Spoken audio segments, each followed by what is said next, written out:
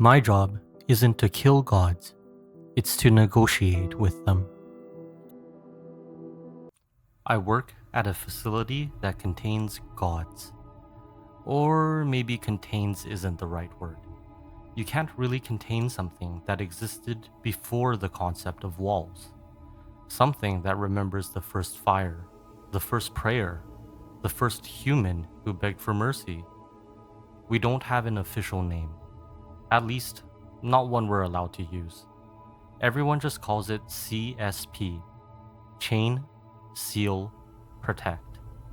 That's our motto, our purpose. And before you ask, no, I'm pretty sure you've never heard of us. Nobody has.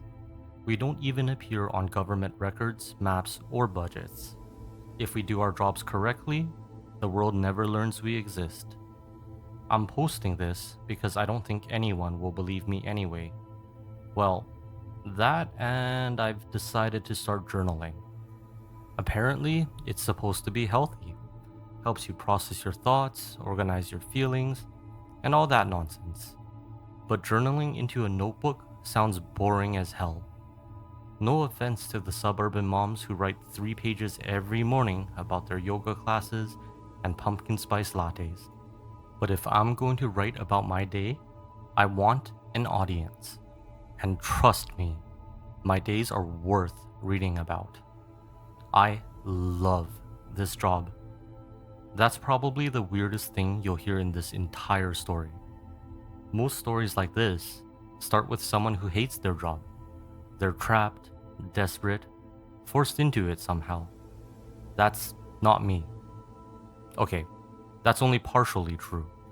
I wasn't exactly forced to join C.S.P, but they didn't give me many alternatives either. The way they recruit people is actually kind of genius. They don't look for the best candidates. They don't look for the smartest people, the strongest people, or even the most qualified. They look for people who are already half dead. People with no future. People with no family. People nobody would miss. That's what I mean when I say half dead. You're not actually dead. Your heart still beats. You still wake up every morning. But your existence has already faded from the world. Nobody calls, nobody checks in, nobody notices when you're gone for a week, or a month, or forever. You've already been forgotten, so you might as well be halfway in the grave. That's the kind of people C.S.P recruits. Because when you work at a facility dedicated to chaining, sealing, and protecting things that shouldn't exist, employee retention isn't exactly great. And if one of us dies, well, it's easier when nobody comes looking. Well, I wasn't always half dead. I had a family once. Not a good one, but a family. Getting into the details would take an entire post and probably trigger another mental breakdown. So let's skip the trauma dump. All I'll say is that I left and I never looked back. And as far as I'm concerned, even if they all perished, it isn't my problem. After I left, things got worse. I hit rock bottom, tried to end it all, and then ended up under state supervision. Officially, they called it counseling, mandatory sessions, evaluations, therapists asking the same questions in different ways, hoping I'll eventually give them the answer they wanted. It didn't work, mostly because I lied through every session. At least, I thought it was counseling. Turns out it was recruitment. A few weeks after my treatment ended, I was taken. Kidnapped is probably the correct word, though C.S.P would likely prefer something cleaner, like acquisition or transfer. I woke up in a concrete holding cell with no windows, no clock, and a single metal table. There was a glass vial sitting on it. Across from me sat a man in a gray suit. He gave me 2 options. The first was simple: drink the vial, a painless death, quick, clean, guaranteed. The second was employment. Join the facility, At the time, I thought it was some kind of sick joke. Then, he explained what C.S.P actually was. And that's when I learned the real reason nobody knows about the organization. Because once you know it exists, you don't get to leave. You either become part of the facility, or you never leave at all. And despite what you might be thinking, I didn't choose the vial. Funny how that works. You can spend years wanting to die, convinced there's nothing left for you, and then the moment someone gives you a reason to keep going, suddenly, death doesn't seem so appealing anymore. Or maybe it wasn't the purpose. Maybe it was pure spite. Part of me wanted to outlive my parents, to keep breathing long enough to know I'll never attend their funerals. Whatever the reason, I signed the contract. That was 2 years ago. Since then, I've been promoted 3 times. Not because I'm exceptional, not because I'm some genius monster hunter or elite operative. I'm just the only idiot left alive to promote. Most of my coworkers are fresh recruits. Every few months, a new batch arrives, looking confused, terrified, or numb. Some think they've joined a secret government agency. Some think they're being punished. A few are actually excited. Those are usually the first ones to die. Out of every 500 recruits, maybe 15 make it past their first year. Out of those 15, maybe 5 survive their second. After that, the numbers get so small, nobody bothers tracking them. So either I'm incredibly lucky, or I'm like a cockroach. Ugly, stubborn, and impossible to kill. Personally, I'm betting on the cockroach theory. Before I tell you what happened last week, you need to understand how gods actually work. First, C.S.P doesn't imprison gods. That's a common misconception. Humans are incapable of imprisoning a god. Trust me, we've tried. When we say a god is contained, what we really mean is that it's being managed, kept satisfied, kept predictable, kept from wandering off and collecting worshippers on its own. How the containment division accomplishes that is beyond me. I work in retrieval, not containment, and I have no interest in transferring. The mortality rate over there makes our department look like a retirement home. I'm one of the 3 heads of the Retrieval division. One of the other managers has survived 4 years. The third has survived 3, which basically means they're better cockroaches than I am. Our job is simple in theory. Find newly emerged gods, negotiate with them, offer them a deal, a place to stay, worshippers, protection from rival entities and human interference. In exchange, they stop kidnapping people. Most gods don't want to destroy humanity. They just want attention.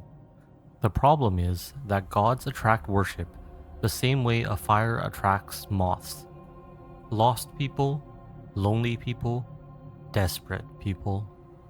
A god will whisper into their dreams, promise them purpose, and before long, they're gone. That's why whenever you see a cluster of mysterious disappearances, odds are good a god is involved. Gods are classified by the number of active worshippers they possess. D class, 500 to 1,000 worshippers. C class, 1,000 to 5,000. B class, 5,000 to 10,000. A class, 10,000 to 20,000. Anything above 20,000 is considered S class. Anything above 500,000 becomes SS class. And anything beyond that, well, humanity stops pretending that it can control it. At C.S.P, we currently house 2 S-class entities and a single SS class. The lower classes are so numerous that nobody bothers counting them anymore. Anyway, the reason I'm journaling all this is because my therapist won't stop bothering me. Surprisingly, C.S.P has its own mental health department now, which is honestly more terrifying than most of the gods. Every month, they drag me into an office, ask me how I'm feeling, and pretend they're surprised when I tell them I'm feeling terrible. Apparently, surviving 2 years in Retrieval isn't normal, and the fact that I can casually eat lunch while discussing casualty reports is a sign that I've developed unhealthy coping mechanisms. Their words, not mine. So this is my compromise. I'm not writing in a notebook like some depressed Victorian poet. I'm putting everything here instead. If nothing else, maybe it'll save the next poor idiot who gets recruited. Or maybe it'll just give future psychologists more material to argue about after I inevitably die. Either way, everyone wins. Now, let's get to the reason I'm writing this in the first place, with what happened a few hours ago. A new assignment came across our desk. People were disappearing in the Sahara Desert. Now, normally, that wouldn't raise any alarms. Hundreds of people vanish in the Sahara every year. The desert is massive, unforgiving, and very good at hiding bodies. What caught our attention was the increase. Normally, the annual numbers sit somewhere between 250 and 500 disappearances. Last year, it hit 600. This year, it had already reached 700, and we weren't even halfway through the year. Something was taking them, which usually means a new god has appeared. Our team was dispatched immediately. Unfortunately, I had another problem. I needed a new assistant. Again. I really need a new assistant, Jacob, I said. Well, Jacob is one of the other two cockroaches. Managers, I mean. And his name isn't actually Jacob. None of us use our real names here. C.S.P is very particular about keeping our identities separate from the organization. The fewer connections there are between your real life and this place, the better. If something gets out, nobody can trace you back to the facility, or the facility back to you. Mine isn't either. I named myself after a hair shampoo I used as a kid. Don't ask me why. It was the first thing that came to mind when they asked what name I wanted on file. Jacob looked up from his paperwork and sighed. No. No? No. And why is that? Because this is your 20th assistant this year. I pointed a finger at him. That statistic is incredibly misleading. How? Because it implies I killed them. Jacob stared at me. I stared back. Fine, I said. Most of them died on my missions. Exactly. It's not my fault the recruits keep dying. I'm not their mother. That's probably what worries me. I glanced at the clock. 10 minutes until departure. If I missed the helicopter, Jeff would leave without me. The pilot already hated me for reasons that may or may not involve an incident with an ancient fertility god and a fuel truck. Please? Jacob groaned. Fine. Take Sean. A young man sitting nearby immediately looked horrified. Jacob shoved him toward me. He's from my division. If he dies, Nayari, I'm not giving you another assistant. Deal. I left before he could change his mind. Sean hurried after me toward the helipad. The poor guy looked like he was walking toward his execution. Statistically speaking, he kinda was. My retrieval team consists of 56 people. 7 are part of the command team. Myself, Sean, and 5 senior operatives responsible for actually negotiating with gods. The remaining personnel are security.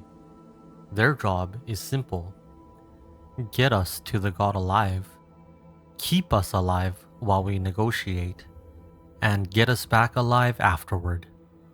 On paper, it sounds easy. In reality, it's usually the hardest part. We arrived at the Giza Pyramid. Normally, the place is packed with tourists, but not today. Our team had the site shut down under the guise of renovations. We entered through a route the public doesn't know about.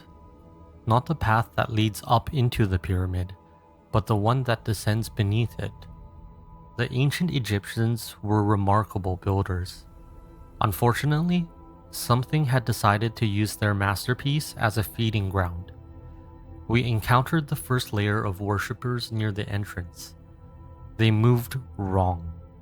One man had both of his legs bent in directions legs aren't supposed to bend. Yet he sprinted towards us anyways. Another dragged himself forward with a broken spine. The security detail opened fire. 10 bodies hit the floor before they got close. We pushed deeper into the tunnels. The second layer was worse. 50, maybe 60 worshippers rushed us at once. Some crawled across the walls and ceiling like insects. One dropped directly in front of me before Elena, my security captain, put a bullet through its skull. Another came from above. I shot it in the head and it landed at my feet. "Move!" I shouted. We ran. The third layer was the last known layer. And that's where we found the god. It resembled a massive stone statue, stretching from floor to ceiling like the trunk of a gigantic tree. Thousands of worshippers circled it in endless loops, chanting in a language I couldn't understand. I locked eyes with one of them. The problem was, it didn't have any. Only empty sockets stared back at me.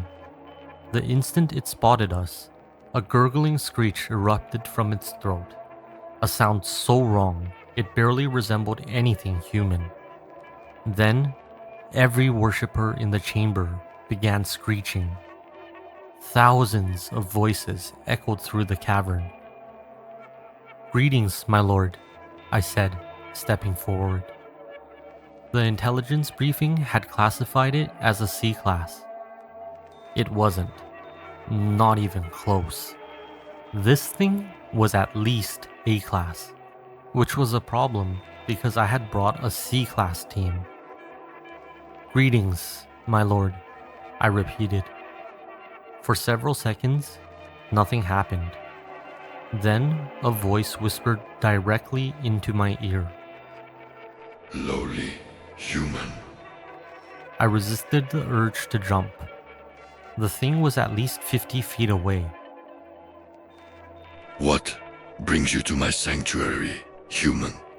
It asked. "We represent an organization dedicated to assisting divine entities." The lie rolled off my tongue so smoothly I almost impressed myself. Still, peaceful containment beats becoming toast. "Assisting?" The god stared at me. "And why would a god such as myself require assistance from lowly humans?" "Because, my lord, people are going to stop coming here." The god tilted its stone head. "And why is that?" "The pyramid is being renovated. Humans won't be allowed inside for a lot of time." The god's stone face twisted. Its worshippers began to twitch. "No pilgrims? "Not for some time." No wanderers? "No." No offerings? "No." The god's voice sharpened with every question. Then it shrieked. Thousands of worshippers turned toward us at once. Gods are prideful creatures. Deny them admiration for even a single day, and it wounds their ego. Tell them new worshippers will stop coming altogether, and the reaction is rarely pleasant. I cleared my throat. That is why we're here, to provide assistance during this unfortunate period. The god fell silent. Continue. The statue leaned forward, its massive face stopping only a few feet from mine. I could smell incense, blood, and something far older than either. We can provide housing, worshippers, protection, maintenance, and a stable source of followers. What makes you think I will believe you, little human? I gestured toward the empty entrance. Today's visitor count? The god didn't respond. 0 worshippers arrived today. Still nothing. And tomorrow won't be much better. The statue slowly straightened. I could practically hear it thinking, which was terrifying. God's thinking is usually bad for humans.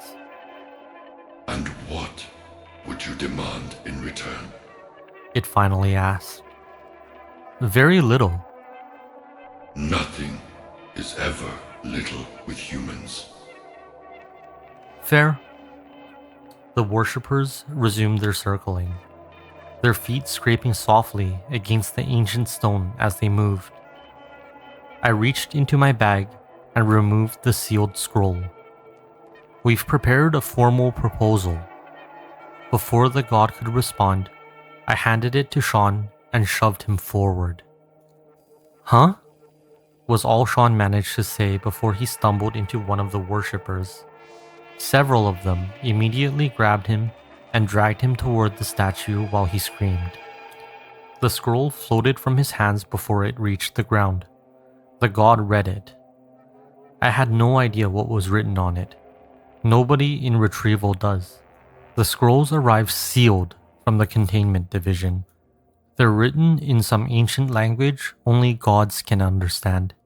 We weren't allowed to open them.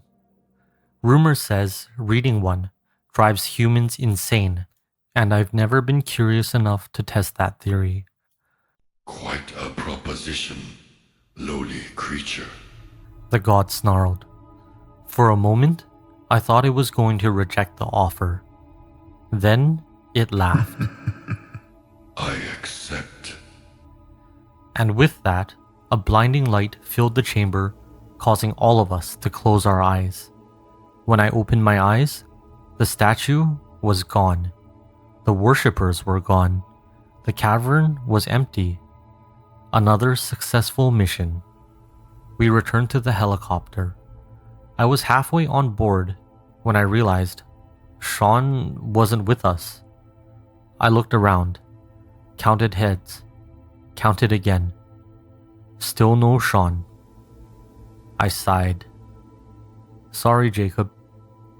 I already knew he was going to kill me. Not literally, probably, but it wasn't my fault. The god had decided to keep him.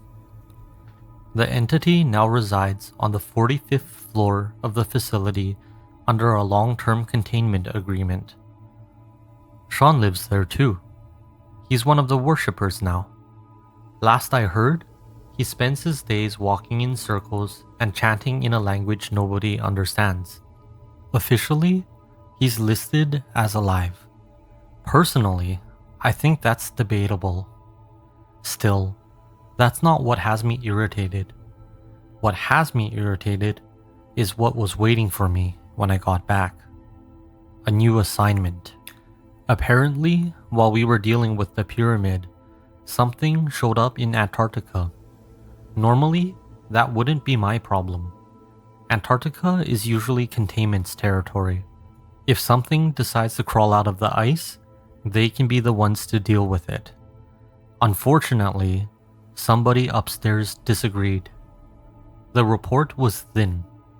Too thin. Just 3 pages. A satellite image, a casualty estimate, and a single sentence highlighted in red. Possible divine emergence confirmed. Retrieval team required immediately. I remember staring at that sentence for a long time. Not because of the assignment, not because of the location, because of the casualty estimate. The last team that went there was erased, never to be seen again.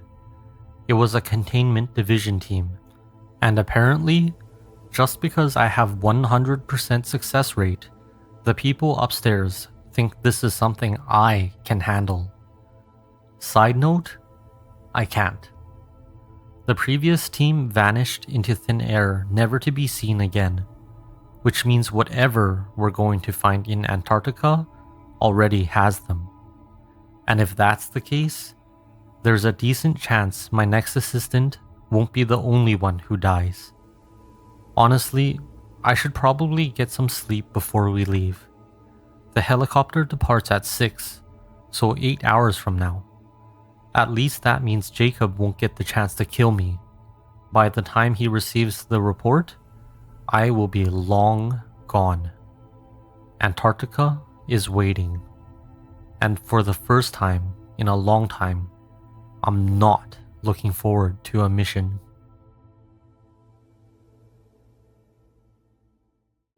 Some stories end when the words stop. Others don't end at all.